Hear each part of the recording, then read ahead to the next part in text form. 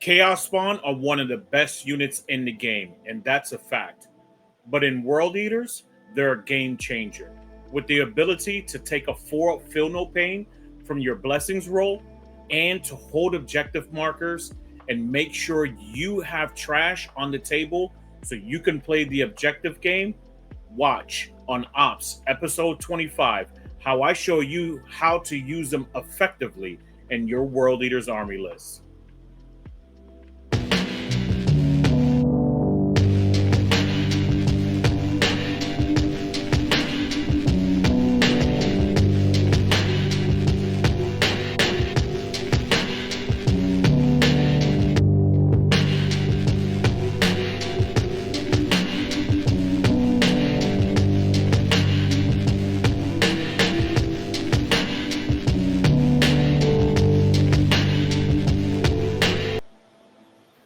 All right, welcome back, everyone. So we're back on TTS. I know I've been trying to use a lot more of this platform to kind of get a visual on everything that I do to use these units, armies, whatever it might be. But specifically, and I didn't want to clutter the board either, specifically the deployment zone, right? With the entire army just yet. That'll be a video for another day, how I use everything collectively, move every single unit throughout the army, how to play World Eaters entirely. But I wanted to do a short little video on how to use Spawn effectively. I've already went ahead and deployed them on the closest line, and this is layout 8, by the way, GW layout 8, Crucible of Battle. There's going to be 5 objective markers here. There's going to be 3 in the center and 1 in each opponent's deployment zone. All right. I've went ahead and already put them in the closest section, which would be, so let's just do a quick measurement from here, right? Where from the tip of the base to the objective marker itself, it's going to be about 8.5, 8.4, so 8.5 inches away. And for everyone that knows, right, they move 8 inches. So turn 1, innately, you wouldn't be able to hold this objective marker. But if you add +2 movement or you advance them, you can actually get them on there. If you need to do an action, obviously you can't do actions on these, beast, chaos, spawn models. So you would have to have the +2 movement in order to not advance them and actually get them on this objective marker. And that's really what you want to use them for. So this is what I stage them for. Normally, I would have the rest of my army, and I'll just go ahead and show you a new list that I've been messing around with as of recently, right? Where I have been testing out some of the Terminator goodness, right? I still have my Corn Lord of Skulls over here and the other units of 8 bound here. But if you think of it effectively, right, 1 unit of 6 exalted 8 bound is 310 points. And for another, 70 points, you can get you 4 more models with a 4+ invul and a 2+ innate save. So roughly exalted 8 bound are around 51.8 points per model. These are 36 points per model. They're 360. I do apologize. They're 180, so they're 360 for the unit of Terminators. But anyways, that's the list that I've been using. So it's been 20 Terminators, 1 fat brick of 6 exalted, another 3 brick of exalted, 2 spawn. So I just went ahead and I copied the 2 spawn over there. So it's not actually 4. It's just 1 unit of 2, right? 1 unit of 10 Jackals, Angron, a Lord on Juggernaut, and Lord Invul.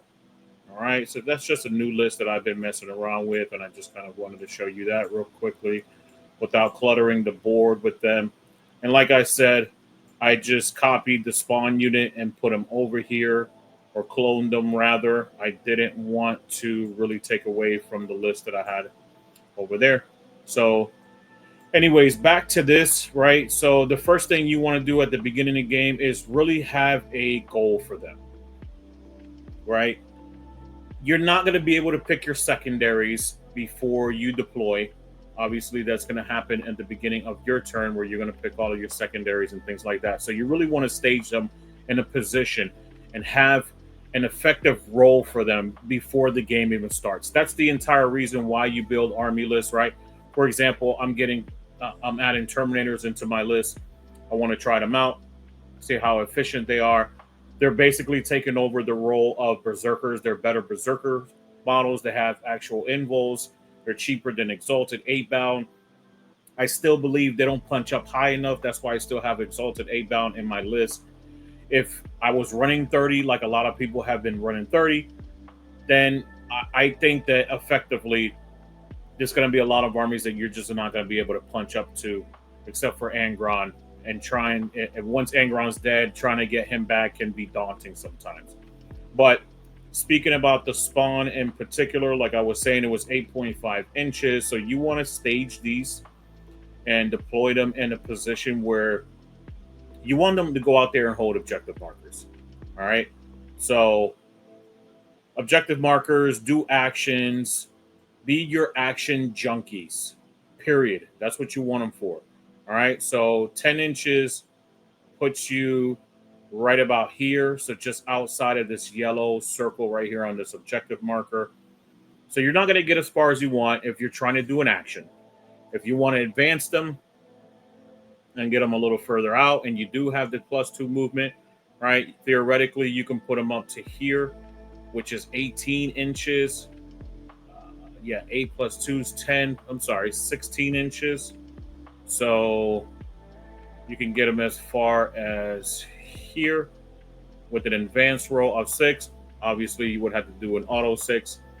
You're probably really not going to use it on them. But if you do, you can get a 6, or if you roll a 6, you got a 6 over here. So you're probably going to get to the end of the objective marker at 16 inches over here.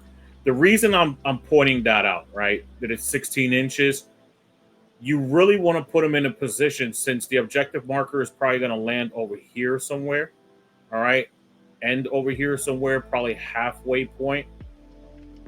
You really want to put them to screen out this ruin so units can't just charge them. So you're going to want to be just beyond an inch from the ruined walls. So if someone tries to charge you, they're going to have to run around to try to charge you. Just effectively make your opponent's charges a lot longer. All right.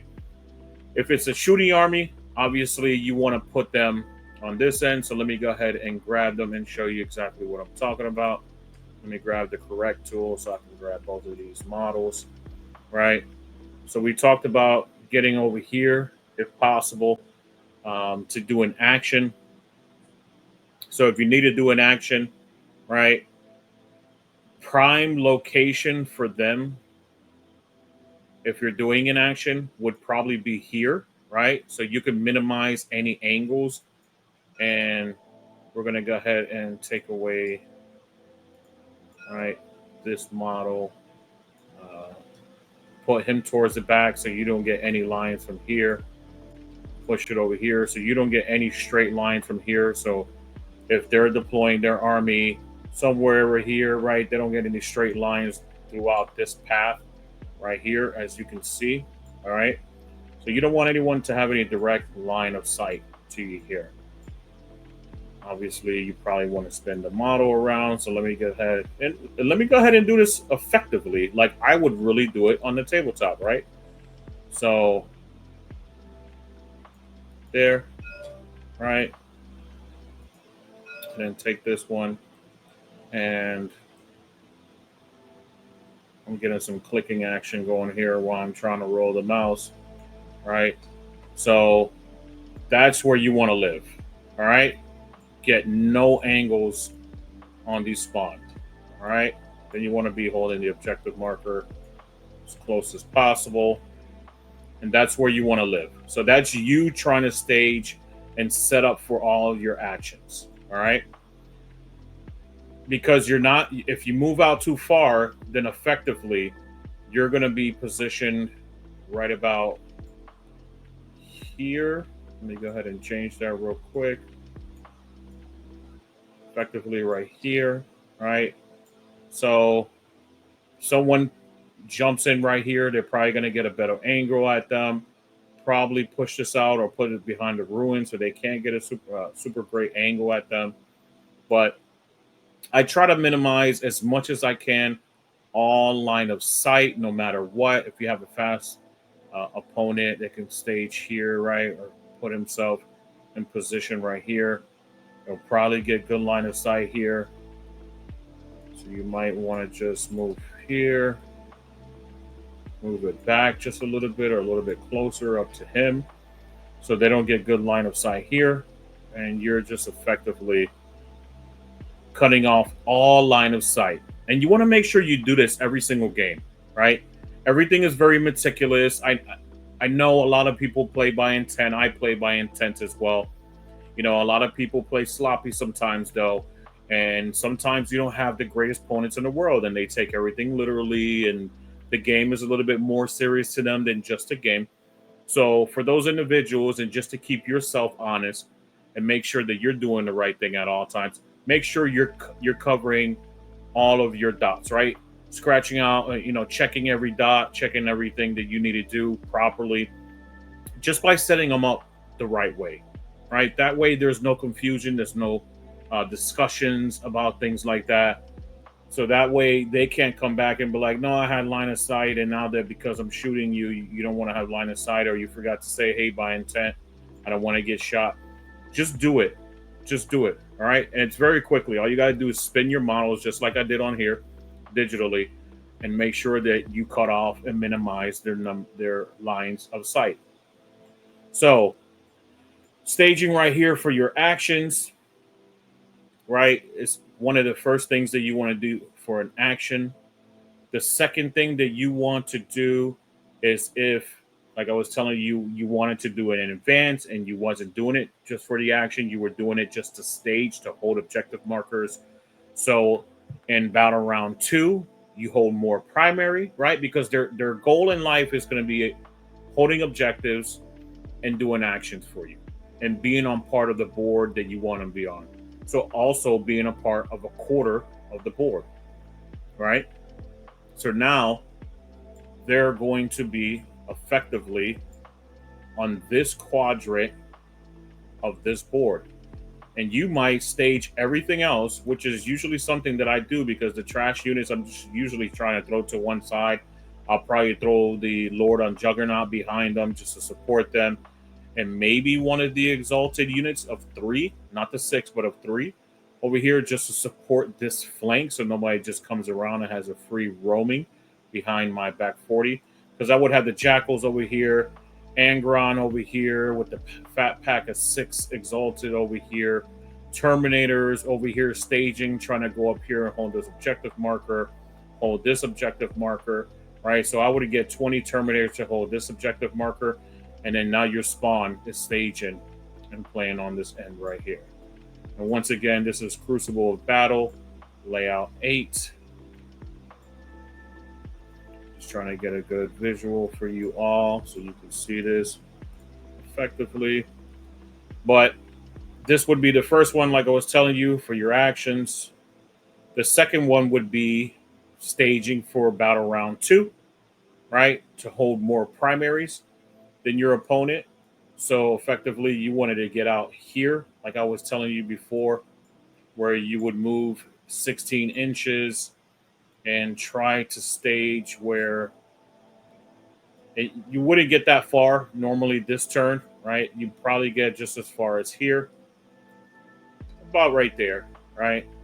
Which is effectively far enough. If someone had a close combat unit here, then I would probably second guess this or put the Exalted in front with the Lord on Juggernaut in front to protect the spawn.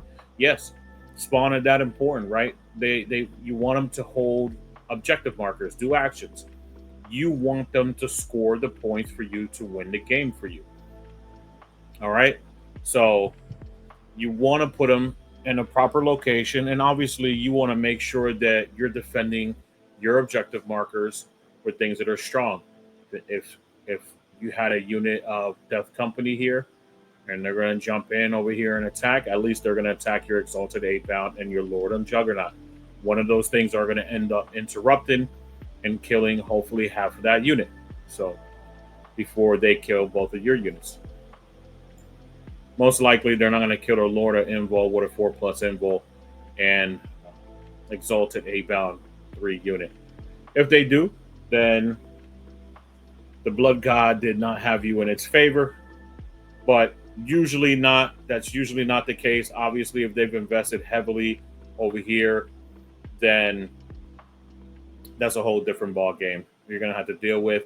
And that also means if they've invested heavily over here and you've invested heavily over here, right, you're going to take these are two objective markers and doing the math. If you're holding 2 and they're holding your 1, right, in the center, then you're winning anyways, because you're going to hold your objective markers. You're going to stage yourself where you're going to hold these 3, right, and position yourself here with Jackal, Angron, Exalted 8-bound. You're going to have Angron right here. You're going to have the 6-pack of Exalted 8-bound, so you're going to end up chewing everything else that they had over here anyways with your 10 and 10 Terminators. So they're working in your favor anyways. But this would be a battle round 2 staging to hold more objective markers, and this would be a great position for you in battle round 1. All right, so I'm going to go ahead and show you another layout and try to stage that up for you, and we'll be right back. All right, so I wanted to start off at this angle because I wanted to show you that even sometimes when you try to be perfect, right, your deployment, it's not going to end up perfect. As you can see here, right, your opponent's going to have a direct line of sight coming from this red bar past this footprint, shooting angle all the way into your spawn. Right, what I would advise you to do is not be too aggressive. Turn 1 and take advance and charge unless they're just giving you the army, and take a feel no pain so you can have a 4-up feel no pain just in case they shoot this unit, right? But if they're positioning themselves with any vehicles that fire that far away, right, this is going to have to be at least 36 inches. Let's actually see what that looks like, right? So let's just say they're here. Yep, like I told you, it's going to have to be at least 36 inches. So they're going to have some big guns, right? And if they're getting there, you should already have a unit of Exalted 8-bound over here anyways, so you can charge that unit, staged and prepared for an effective close combat. So there, remember, for every con, there's a pro. For you. You got to position yourself like that. You have to stage your army like that. If they want to take pop shots over here because you have this exposed, you put a unit here that they're going to have to invest in their unit to kill this 70-point unit. You're going to take a 155-point unit to kill their potentially 155-point unit, if not more, that's going to kill this, right, the spawn unit, and you're going to trade up almost, more than double the points. So if they're willing to do that, then might not be a bad thing, right? And then you're going to have to just change a little bit where maybe you're going to just have to move Terminators on there, or Angron or another unit, something like that, to make sure you hold that objective marker. But this is one of the better locations for these spawn units. You really don't want to leave them here exposed to any gunfire because of the orientation of the ruin itself. Obviously, you don't want to put them in the center. They're not going to survive long. You want to have things like Terminators. So you really want to stage all of your army over here, like Angron here, Exalted 8-bound here, right? The 3 Exalted 8-bound over here. Lord Invul over here next to them. Terminators mid-board as well to hold this one and hold this one so they can withstand that firepower that's going to come in these directions, because this is more open and has more line of sight. This one is more hidden, so you want things that you want hiding, right? Two models from spawn are going to be able to hide a lot better behind this objective marker than these three. And then you're going to have your jackals back here holding your deployments up.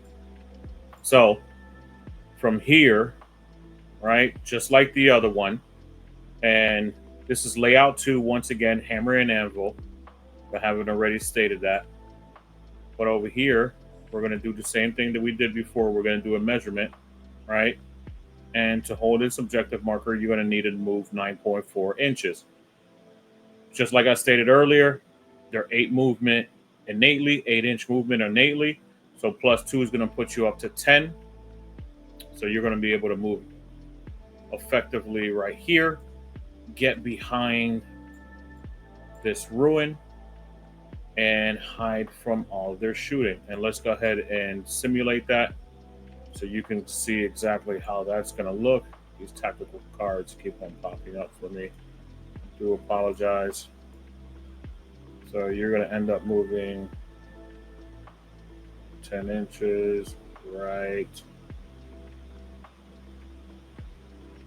there. All right.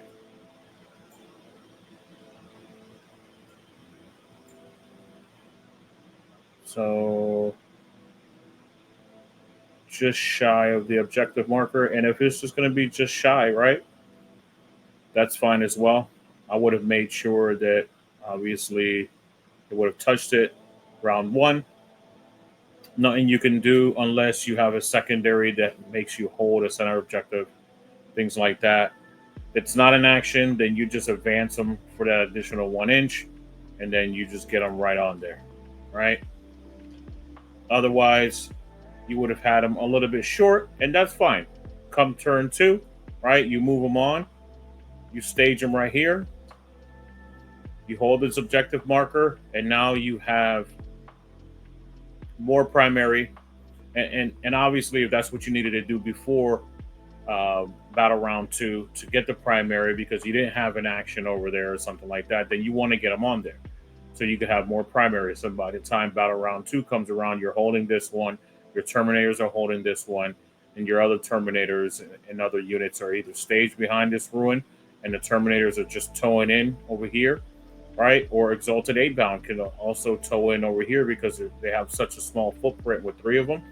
Now you're holding 3 of them, right? And if you're playing take and hold, then you have 15 points going in battle round 2 with World Eaters. I know, it's like you're playing Orcs or a Horde army. You're holding everything, right? So this is another way to stage them up. And this type of deployment, as you can see, you can probably fall a little bit short. Like I said, you might want to position them right here in front. That way you have a direct line so you can hold the objective marker, because as it looks, right, from line to line, it's 8 inches exactly. So you probably don't even need that +2 movement. So you could have just went right on. And it looks just shy of it, to be quite honest with you.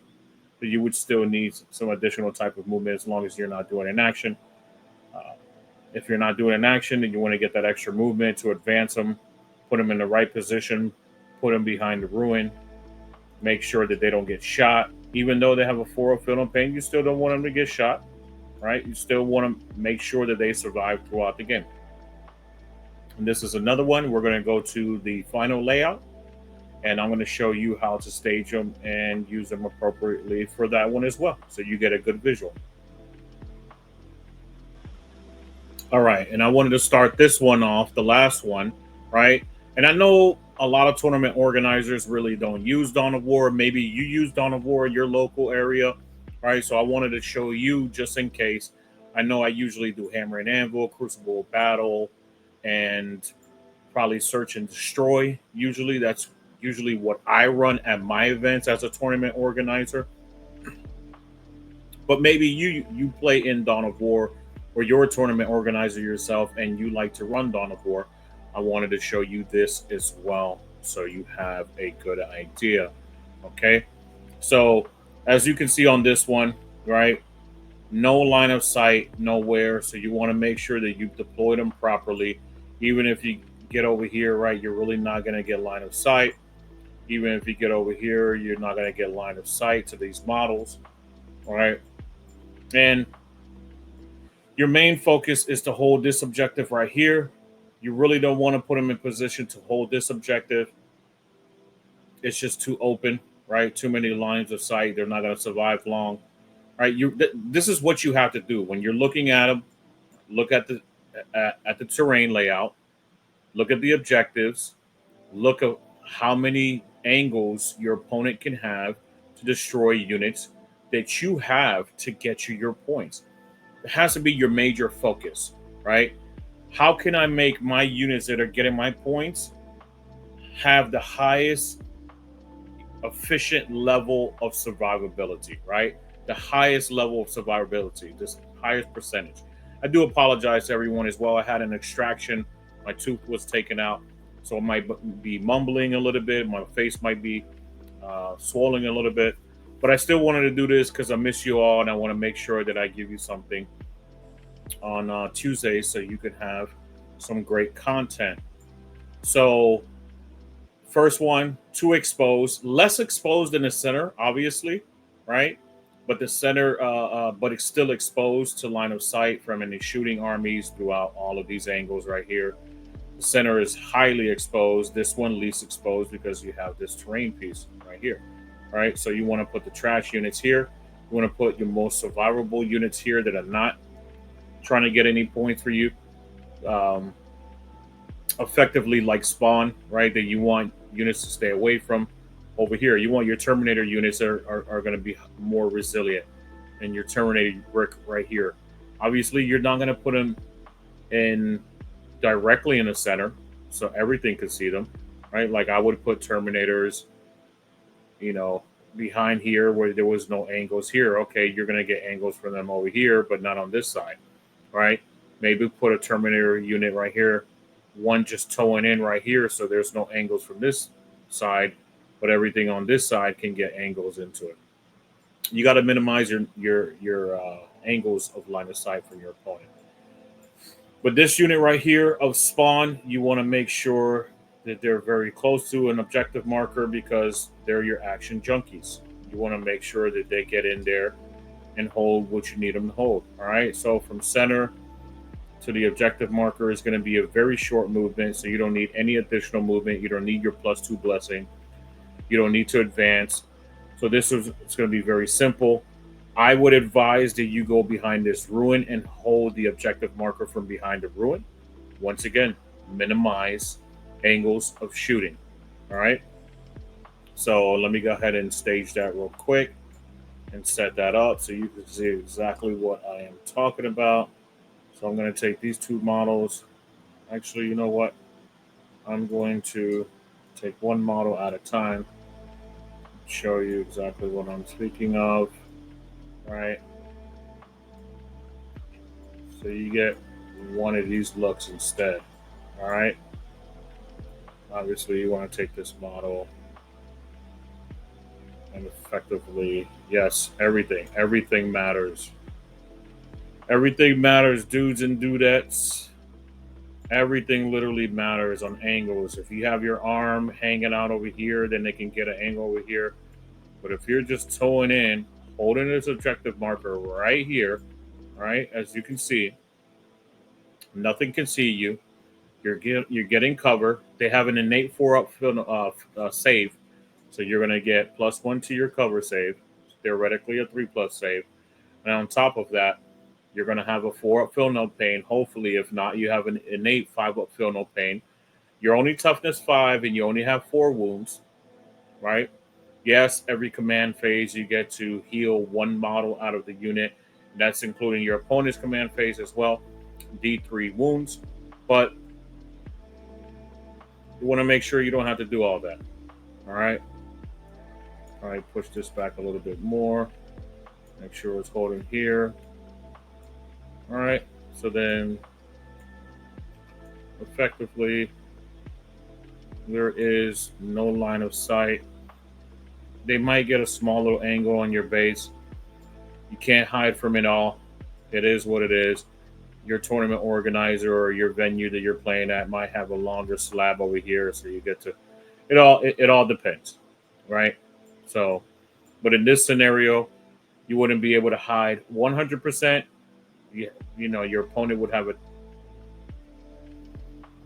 5% chance of even shooting you, if even that.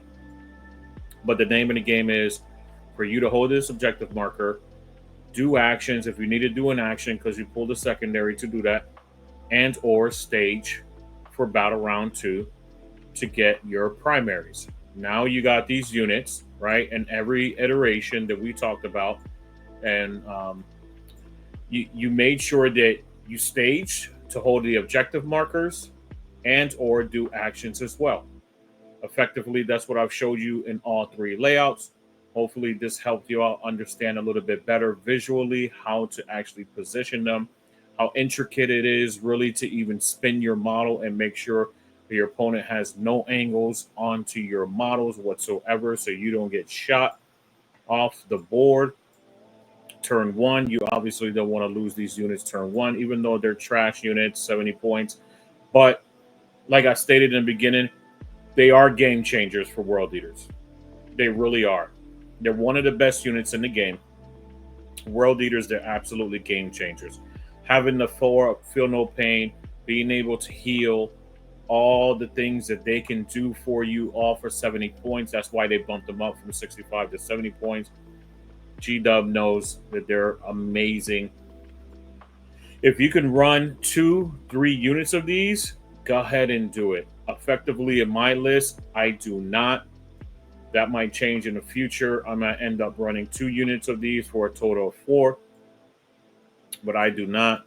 I have my own game plan on why I do the things I do. Because I want units that are, you know, trash units that I can just throw away. But I want more quality than, or like that old saying goes, right? More boys over toys. Where I want more toys over boys in this situation, because I want some resiliency. So, but Spawn are awesome. Make sure to always at least take 1. They must be an auto include in your World Eaters. You always got to at least take 1, no matter what type of list you're constructing. A Terminator list, a Corn Lord of Skulls list, a World of Berserkers list, a A-Bound list, whatever it might be. Try to always have 1 unit of them. All right. Thank you so much to everyone who participated and watched to the very end. Hopefully, I was able to help you master how to use the Chaos Spawn unit specifically for the World Eaters army. Maybe you might use it for your Thousand Sons. Maybe you use it just for your regular vanilla Chaos Space Marines. Whatever it may be, you now know that the reason GW nerfed them is because they're one of the best units in the game, and that's undeniable. But for World Eaters, they're a complete game changer. So let me know in the comment sections how you feel about this entire video. If you have any of your own thoughts, any way that you stage them, execute your staging and deployments and things like that, let me know. And as always, Onslaught Gaming 40K, where victory is just a strategy away. And don't forget the most important thing: burn, maim, kill, blood for the blood gods. Ah!